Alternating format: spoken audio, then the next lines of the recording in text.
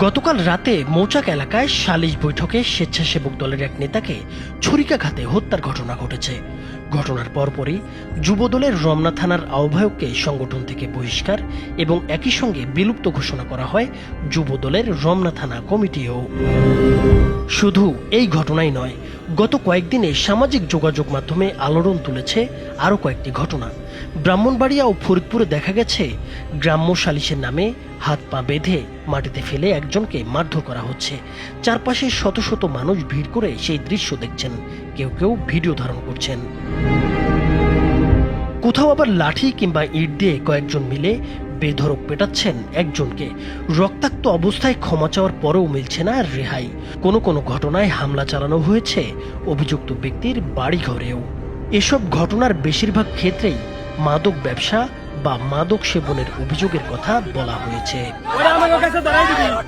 এদিকে সাম্প্রতিক এক প্রতিবেদনে ট্রান্সপারেন্সি ইন্টারন্যাশনাল বাংলাদেশ জানিয়েছে, বর্তমান সরকারের প্রথম 100 দিনে দেশে 605টি হত্যাকাণ্ড, 294টি ছিনতাই, 90টি ডাকাতি, 196টি অপহরণ এবং 2214টি চুরির ঘটনা ঘটেছে।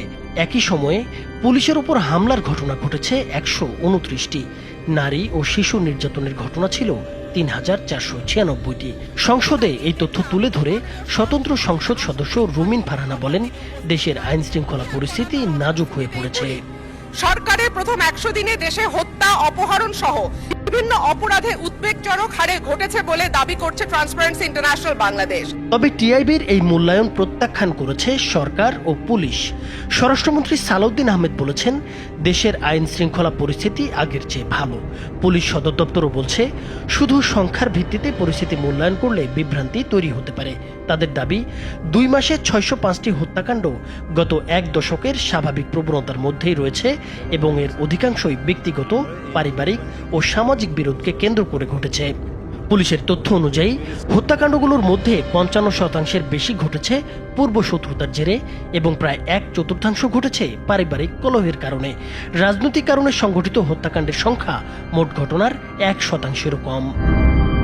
গতকাল রাতে মৌচাকে নিহত বিল্লাল হোসেনের পরিবারের সদস্য ও প্রত্যক্ষদর্শীরা জানান, যুবদল নেতা দিদারুল ইসলাম ও তার অনুসারীরা রাত 7:45টার দিকে আনারকলি মার্কেটের সামনে বিল্লালের ভাগ্নে মোবারক হোসেনকে মারধর করছিলেন।